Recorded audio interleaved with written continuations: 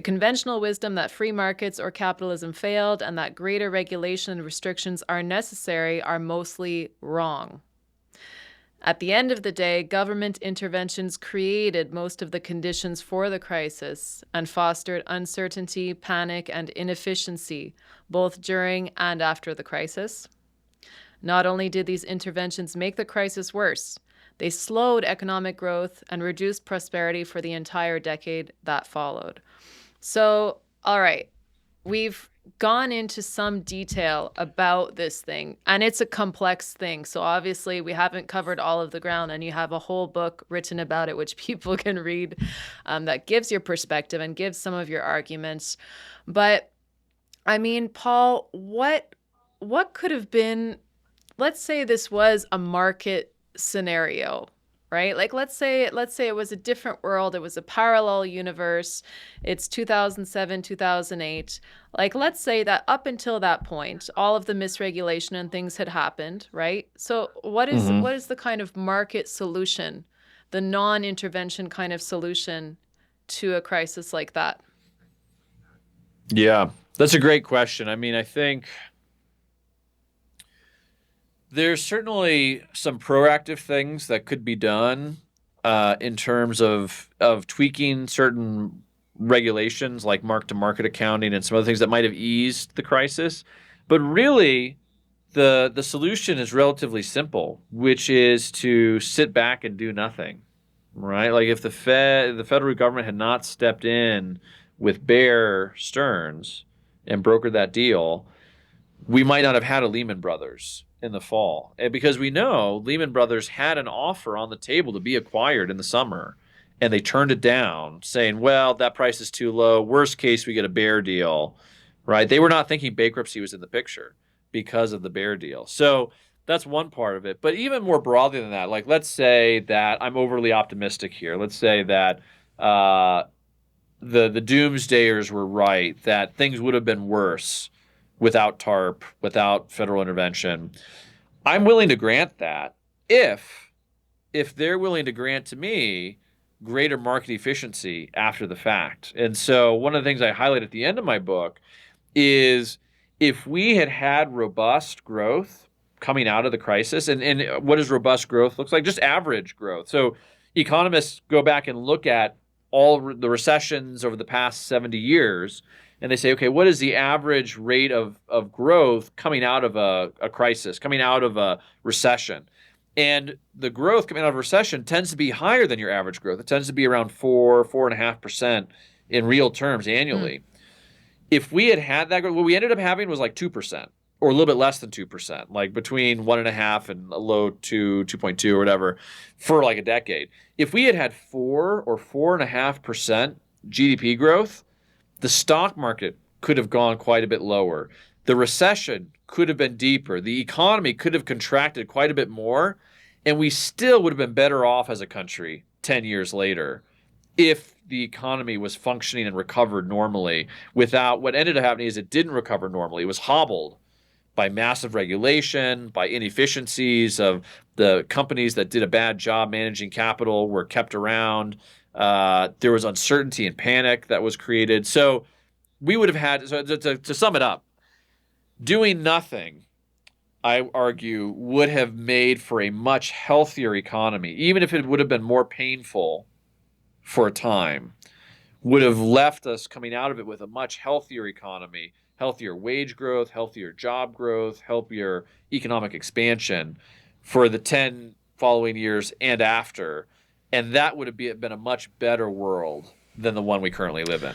Well, I think, Paul, what happens is that people get used to that intervention, right? They get used to seeing the can kick down the road and their problems in that can being kicked down further and further, or so it appears. So I think it's something like the more that we keep acting this way and intervening and creating these kind of artificial circumstances and interrupting the processes of the market, the more of a mess that we get into, the deeper we get into it. And it's actually harder to extract from that because there are so many layers, right? And in my question, I asked you, what would be a market solution with all of the conditions that led up to it, which were not, they were kind of artificial conditions and misregulation and Yeah. things like that, right? So it's like we keep doing more of that and more of that and more of that. Like, I think that it's tough to get out of it because the people expect the politicians to do something as well, right? Coming back to the people who go and then look at, Occupy Wall Street, that movement, or people who lost their homes within that, they can say, well, Paul, it's easy to say sitting there that you allow things to just fail and you kind of do nothing and you wait for the growth. But we need solutions now. And then we end up kind of in the same problems over and over.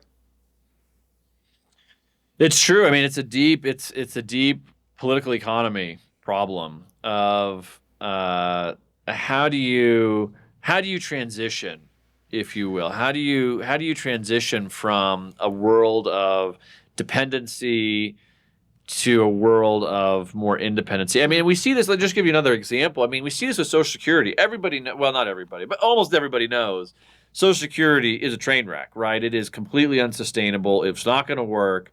The longer we wait, the bigger the problem.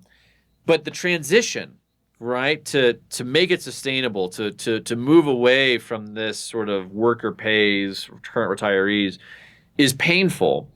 And no one's willing to make that transition, put up the money, whatever it is. And so we don't, and the problem gets worse. And that is like a microcosm of like, we know it's not working, but it's difficult and costly to get to a world where things are working better, even though that's going to be a better world. And how do you persuade people to stick it out, right? To tough it out? It's not an easy thing to do. I think we have some historical examples where that transition might be faster than people expect if we are really serious about deregulating. So you see this when price controls are dropped, or you see this when kind of the shock therapy of Eastern Bloc countries moving towards market economies. Very rough transition, but actually a lot shorter than most people thought before things began to normalize again. So I'm of the view that if you have kind of a plan and you can really explain what's going to happen and why, that maybe you can persuade enough people, hey, we just got to stick this out. We're going to stick this out, and here's why it's going to be better, and here's why we're going to transition to this, and here's what it's going to mean for the rest of your life, for your children's lives. Like, we're thinking long term here and not about the next election cycle. And again, that's the challenge of in DC, the people who are making these decisions have kind of 2 or 4 year time horizons. They're not thinking in terms of 20 or 30 or 50 years. That's a public but choice if you thing, right? go to the voter, that's right. But ordinary people, like, they should be thinking beyond this year and next year, and they should be thinking 10 years, 20 years, 50 years out. What's the kind of world we want to live in? What's the kind of world we want our children to live in? And what are we willing to sacrifice or risk to get there? That's really, I think, what we need to talk to people about.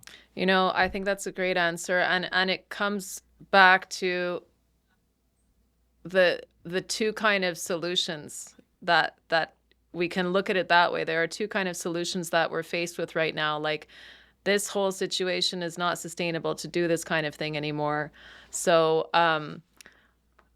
or we have a great reset, basically. And that's more regulation, more intervention, so either we free up the markets or we end up with this like very controlled situation. And it's funny because there's a big push towards more control and people are not happy about that.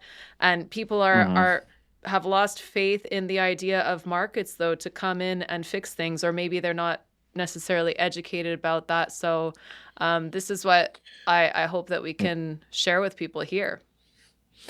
Yeah, well, Kate, I think you're right. I mean, the thing I'll say about that too is that you're right, things are getting bad, but I think that does present an opportunity in the sense of the worse things are currently, the less people have to lose, right? Of like, no one's happy with the gridlock that we have. Nobody's happy with the polarization. No one's happy with, slow wage growth or, whatever. Pick your problem, right? The more dissatisfied people are, the less that they're likely to have to sacrifice to change things. But I think you're right. I think you're right in terms of it also is dangerous because people might just say, well, maybe Bernie Sanders has a point. Maybe we need to just move this way because I don't like where we are. And so let's just try something radical. Like the whole revolutionary moment we live in, the culturally revolutionary moment we live in, is based, I think, on this dissatisfaction. And so this is why it's more important than ever to make not just the material case for markets, right, that it makes us more prosperous, but the moral case that markets make for a better world, and that freedom makes for a better world, a more beautiful world, a world where we can flourish and enjoy life together better than these alternatives.